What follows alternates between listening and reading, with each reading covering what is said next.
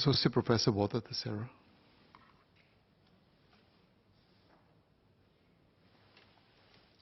Mr. Speaker, sir, the Work Injury Compensation Act 2019 is a significant step that will improve both workplace safety and the rights of injured workers. I see the purpose of regulations covering workplace safety as addressing two problems. First, the imbalance of power between the worker and the employer, and second, the market failures inherent to the provision of workplace safety.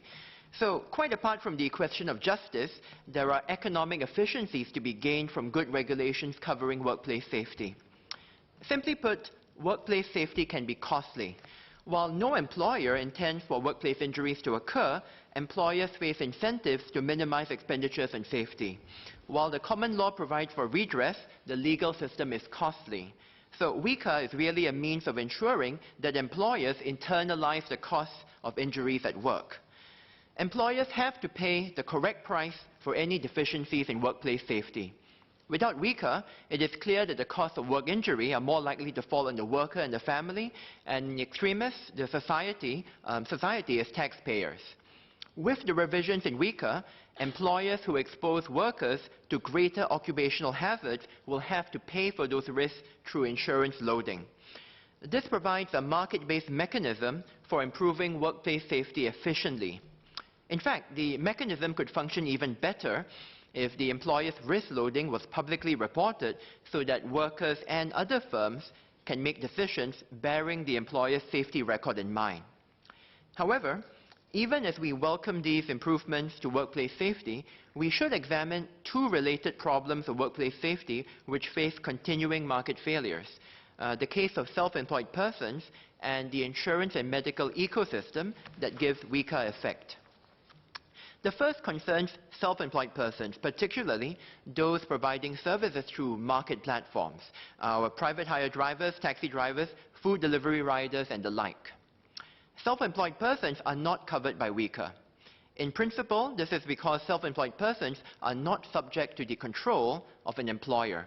We expect that the self-employed are best placed to judge the risks of a particular task and how to mitigate those risks efficiently. But in practice, the risks faced by the self-employed are really no different from that faced by the employee. Traffic accidents, slips and falls do not check for whether you are employed or self-employed. Sir, the lack of regulations covering work injury for the self-employed creates a substantial difference in the effective price of labor for the same type of task. There are now competing employment arrangements in the market for point-to-point drivers and food delivery riders.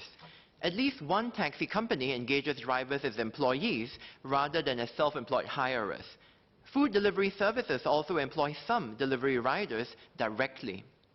A market platform that chooses to employ workers directly will have to comply with WICA and pay the appropriate insurance costs for the risk, in addition to bearing other regulatory costs of employment, such as CPF contributions. Taken together, I fear that we will inadvertently create an incentive for employers to create and promote self-employment arrangements to avoid the regulatory costs. In fact, because regulatory costs are in effect shared between the employer and the employed, it means that take-home wages for the self-employed may well be higher than that for employees for the same type of task. Now, while the self-employed may see this as a good thing, the self-employed are really going to be underpriced in the market. Their wages will not reflect the full risk of the job. The self-employed and their families will end up bearing the real cost if they suffer injuries in the course of work. I acknowledge that there are government efforts to promote work injury insurance for the self-employed. Minister Teo noted in a reply to a PQ earlier this year that the Workplace Safety and Health Council has encouraged food delivery services to provide private accident insurance for self-employed riders, and Deliveroo and GrabFood have done so. But there is a crucial difference. Private accident insurance will not be subject to specific regulation under WICA. Therefore, we have no regulatory levers for ensuring that the comprehensiveness of coverage, standards for claims, and processes for payment are similar to the protections provided under WICA, or even if they are adequate for the risk of the task. One objection to regulating self-employed persons for work injuries is the cost burden. Who will pay for the costs and how will protection be organized? Here, I believe the market platforms have a role to play. The market platforms already handle payments between self-employed persons and the buyers of their services. The platforms have the necessary economies of scale to contract with insurers to provide coverage for their drivers and riders.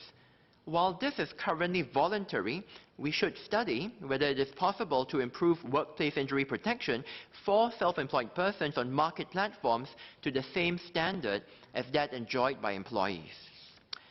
The second area where we need to understand market failures in safety better is the broader safety ecosystem. There are two other parties playing a major role in WICA: the insurers who guarantee the payment of liabilities under WICA, and the medical institutions who treat the injured and provide medical reports for the purpose of computing compensation under WICA. The problem is, both insurers and medical institutions face significant conflicts of interest in discharging their roles under WICA. The insurers are essentially assuming the financial liabilities faced by the employer under WICA.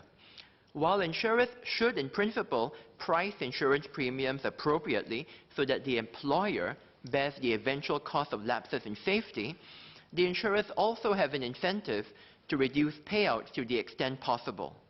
While the move to have WICA insurers process all claims is administratively efficient, I urge the Ministry to continue monitoring the performance of insurers in claims processing with the interests of the injured parties in mind, the injured workers in mind. In particular, I urge the Ministry to commit to sampling and independently assessing claims to determine if injured workers are receiving their full entitlements under WICA. As for medical institutions, the concern here is that the medical providers effectively work for the employer and not the injured patient. Many employers have established contracts with medical providers for employment-related medical services.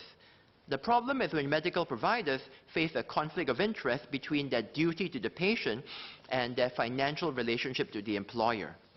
In one recent case, this conflict of interest resulted in a surgeon being convicted for professional misconduct for providing grossly insufficient post-operative medical leave to a foreign worker.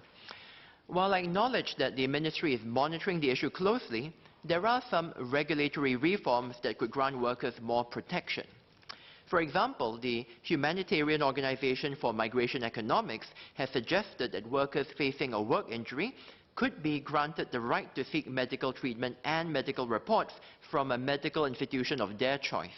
If so, the cost should be completely claimable from the employer. Now, to guard against the inefficient inflation of claims, the Ministry could establish a set of medical institutions that are approved for this purpose, such as the restructured hospitals. Mr. Speaker, sir, I commend the Ministry for drafting a comprehensive set of regulations that will enhance workplace safety and improve justice for injured workers. I see the most notable gap now as protection for our self-employed workers and our migrant workers who often face barriers to exercising their rights under WICA. I trust that the Ministry will continue to work with the market platforms to provide full and equivalent protection for self-employed Singaporeans and with non-government organizations who support migrant workers in their pursuit of justice.